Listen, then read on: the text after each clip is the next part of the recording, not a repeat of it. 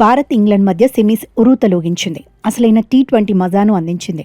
Match ఆరంభం నుంచి చివరి వరకు బౌండరీల మోత మోగింది. మలుపులు తిరుగుతూ అభిమానుల్లో ఉత్కంఠను పెంచింది. ఇంకా చెప్పాలంటే మునివేళ్లపై నిలబెట్టింది. వాంకడేలో తొలుత భారత్ దంచుకొడితే ఆ తర్వాత ఇంగ్లాండ్ వీరకుట్టుడు కొట్టింది. చివరి వరకు నువ్వా నేను అన్నట్టుగానే ఆడేసింది. చేజింగ్లో టీమిండియాకు చెమటలు పట్టించేసింది. భారత అభిమానుల హార్ట్ బీట్ పెరిగేలా బెతెల్ విధ్వంసమే సృష్టించాడు. మ్యాచ్లో క్యాచ్లు, రన్అవుట్లు మలుపు తిప్పాయి. వాంకడేలో టీమిండియానే గెలిచినా గట్టి పోటీ ఇచ్చిన ఇంగ్లాండ్ కూడా క్రికెట్ అభిమానుల మనసులు గెలిచింది. రెండు జట్లు కలిసి 499 పరుగులతో అభిమానులకు కావాల్సిన కిక్కును అందించాయి. క్యాచెస్ విన్ మ్యాచెస్ అంటారు. భారత ఇన్నింగ్స్లో సంజు శాంసన్ క్యాచ్ను విడిచేసిన ఇంగ్లాండ్ భారీ మూల్యమే చెల్లించుకుంది. దూకుడు మీదున్న శాంసన్ 15 పరుగుల వ్యక్తిగత స్కోర్ దగ్గర భారీ షాట్కు యత్నించాడు. అయితే మీడాన్లో ఉన్న హ్యారీ బ్రూక్ బంతిని పట్టుకోలేకపోయాడు. ఆర్చర్ వేసిన 3వ ఓవర్లోనే లడ్డూ లాంటి క్యాచ్ను ఇంగ్లాండ్ కెప్టెన్ జారవిడ్చాడు. ఆ తర్వాత శాంసన్ మరో ఛాన్స్ ఇవ్వలేదు. ఇంగ్లాండ్ బౌలర్లపై విరుచుకుపడ్డాడు. వెస్టిండీస్తో మ్యాచ్లో ఎక్కడ ఆపాడో మళ్లీ అక్కడి నుంచే ఇన్నింగ్స్ను మొదలుపెట్టినట్టుగా బ్యాటింగ్ చేశాడు. చూస్తుండగానే హాఫ్ సెంచరీ ఫినిష్ చేశాడు.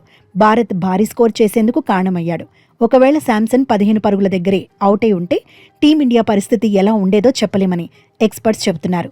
తర్వాతి బ్యాటర్స్పై ఒత్తిడి పెరిగే ప్రమాదం ఉండేదంటున్నారు. శాంసన్ క్యాచ్ను వదిలేసి ఇంగ్లాండ్ పెద్ద పొరపాటే చేసిందంటున్నారు.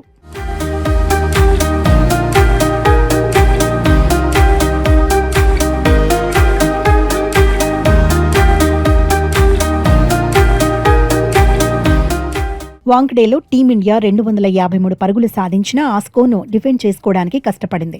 అయితే ఫీల్డింగ్లో అక్షర్ పటేల్ చేసిన విన్యాసాలు టీమిండియాకు కలిసొచ్చాయి. ఇంగ్లాండ్పై ఒత్తిడిని పెంచాయి. అసాధ్యమనుకున్న క్యాచ్లను కూడా అక్షర్ పట్టేశాడు. ప్రమాదకర బ్యాటర్ హ్యారీ బ్రూక్ను పెవిలియన్కు పంపడంలో అక్షర్ కీలకంగా నిలిచాడు. బూమ్రా వేసిన స్లో బంతికి బ్రూక్ బుక్కయ్యాడు. బ్యాట్కు బంతి సరిగా కనెక్ట్ కాలేదు. దీంతో బాల్ గాల్లోకి లేచింది. అయితే 28 మీటర్లు వెనక్కి వెళ్లిన అక్షర్ పటేల్ స్టన్నింగ్ క్యాచ్తో మ్యాచ్ను మలుపు తిప్పాడు. ఆ తర్వాత హర్షదీప్ వేసిన 14వ ఓవర్లో విల్ జాక్స్ భారీ షాట్కు ట్రై చేశాడు. అంతా 6 పోయిందనుకున్నారు. కానీ డీప్ పాయింట్ మీదుగా అక్షర్ పరిగెత్తాడు. బంతిని పట్టుకున్నాడు. తనను తాను నియంత్రించుకోలేక బౌండరీ లైన్ను తాకుతానేమో అని భావించాడు. వెంటనే బంతిని లోపలికి విసిరాడు. ఆ సమయానికి అక్కడే ఉన్న శివం దుబే ఎలాంటి పొరపాటు చేయలేదు. బంతిని అందుకుని విల్ జాక్స్ను పెవిలియన్కు పంపేశాడు. 254 పరుగుల టార్గెట్ చేజ్లో ఇంగ్లాండ్ ఆరంభం నుంచి బెంబేలెత్తించింది. ఓ ఎండ్లో వికెట్లు పడుతున్న బెతెల్ విశ్వరూపం చూపించాడు. ఒత్తిళ్లోనూ హార్డ్ హిట్టింగ్తో రెచ్చిపాడు. సెంచరీ బాదాడు. అయితే ఇంగ్లాండ్ను కీలక దశలో బూమ్రా దెబ్బతీశాడు.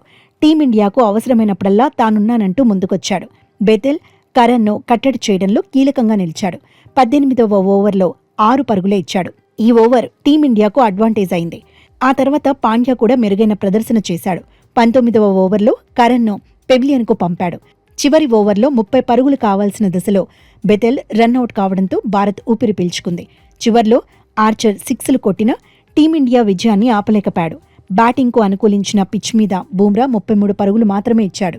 1 వికెట్ తీశాడు. రెండు జట్ల మధ్య బూమ్రానే తేడా అనుకునేలా పర్ఫామ్ చేశాడు. ఒకవేళ జస్ప్రీత్ లేకపోతే టీమిండియా గెలిచేది కాదని ఫ్యాన్స్ చర్చించుకునేలా మెరిశాడు. మొత్తంగా వాంకడేలో టీమిండియా వరల్డ్ క్లాస్ టీంలా ఆడేసింది. విజయాన్ని అందుకుంది.